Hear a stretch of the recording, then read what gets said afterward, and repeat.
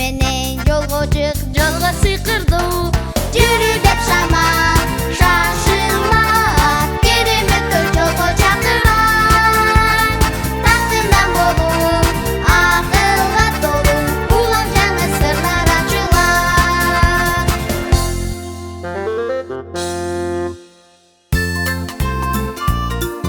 Карма, Алена! Актан, топ сага. Эми сага, акылай. Мага деле топ бейбейсиңби? Кичинекей болсом эл мага көңүл буйбай турбайсыңбы? Шашпагыла, мен чоңойгондобу? Чын эле, кенжени унутуп койгон турбайбызбы? Ал кичинекей да туруп турсун. Чоңойгондо биз менен ойнойт.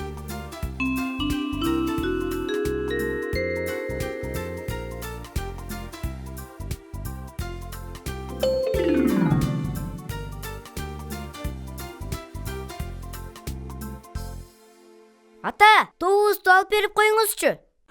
Балдар, тобуңарга жете албай турасыңарбы? Азыр алып берем. Ата, мен да сиздей болуп чоңойгум келет. Шашпа балам. Ар нерсенин өзүнүн убагы болот. Сен дагы чоңоесуң. Жок, азыр эле чоң болгум келет. Эмнеге ага шашыласың? Мени кичинекейсиң деп, мени менен ойнобой, топту мага ыргытпай атышат. Ага ыргытсак, ал топту кармай албай жатат. Оюнубузду токтотуп салат экен. Бою да кичинекей, колдору да кичинекей, топту кармай албай жатат. Анда мен силерге чоң жана кичинекей жөнүндө бир окуяны айтып берейин. Кайсыл бир заманда крокодил жашаптыр. Ал аябай чоң болчу экен. Анын чоңдугунан коркушуп, бир дагы жаныбар ал менен ойночу эмес экен. Крокодилдин оозу дагы, тиштери дагы чоң болгондуктан аны менен эч ким дос болбой, жанына да басып барчу эмес экен. Ал өзүнүн кичинекей байкуш жаныбарлардын оюнчуктарын тартып алып, кызыгы тараса оюнчукту чайнап жеп салчу экен. Көрүнгөн нерсени жей берип, тишин эч качан жуучу эмес экен. А силерчи, балдар, тишиңерди ар дайым тазалайсыңарбы? Ооба, мен күнүнө 2 маал тазалаймын. Мен дагы эртең менен турганда, анан кечинде жатарда тазалаймын. Эгер тишибизди тазалабасак, ага курт түшүп, ооруп, анан тишибиз түшүп калат да. Байке, окуянын аягы эмне менен бүтөт? Крокодил баарын жеп салат экенби? Жок, андай эмес. Эми угуп тургула.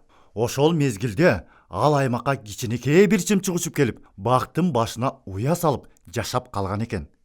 Бир күнү крокодилдин тиши аябай ооруп, эч нерсе жей албай, оозун ачкан боюнча ыйлап жатып калат экен.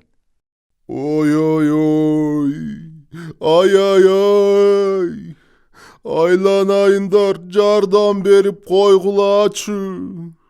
Суранам, жардам берип койгулачы.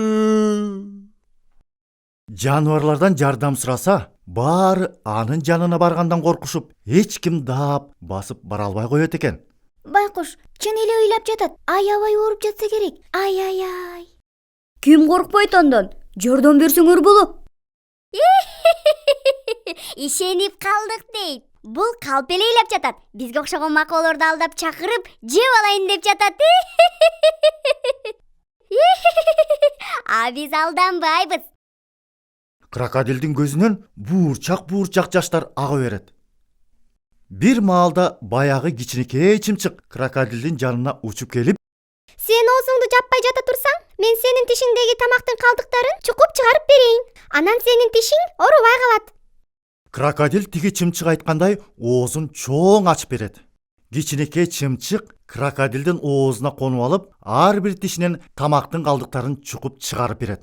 Баарын тазалап бүткөндө крокодил сүйүнүп чымчыкка рахматын айтат. Ошондон кийин ал экөө аябай жакын достордон болуп калышат экен. Көрдүңөрбү балдар? Кичинекей болсо дагы чымчыктын да бирөөгө жардамы тиет экен. Ошондуктан кенжени кичинекей деп оюнга кошпогонуңар туура эмес. Бир күнү мен жайдан бейем да. Ата! Ооба, кичинекейим. Көрдүңбү Кенжебек? күчтүү болбой туруп эле кичинекей болуп да жардамыңды тийгизсең болот.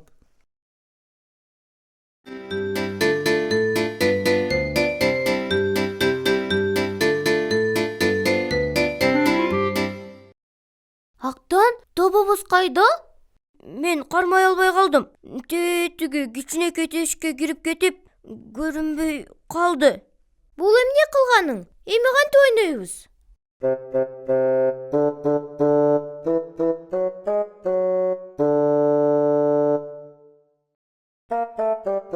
Кечирип койгулачы достор. Мен атайын кылган жокмун. Топ өзү эле ошол тешикке киргиси келип, томолонуп кетти.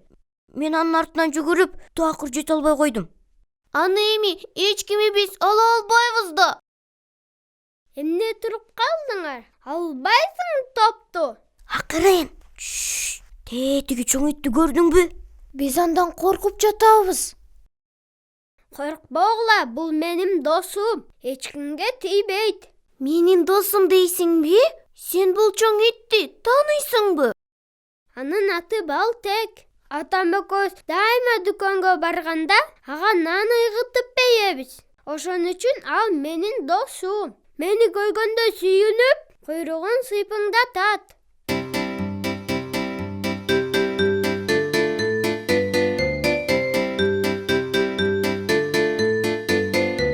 Менин досум Балтек мени таанып дейт.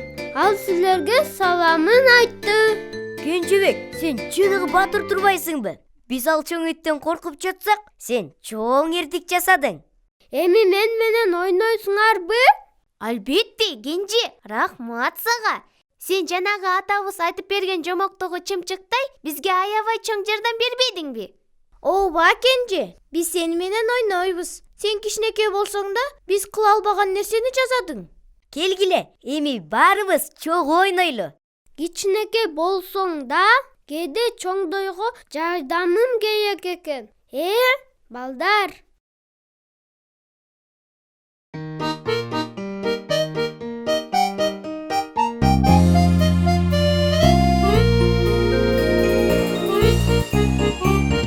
Токойго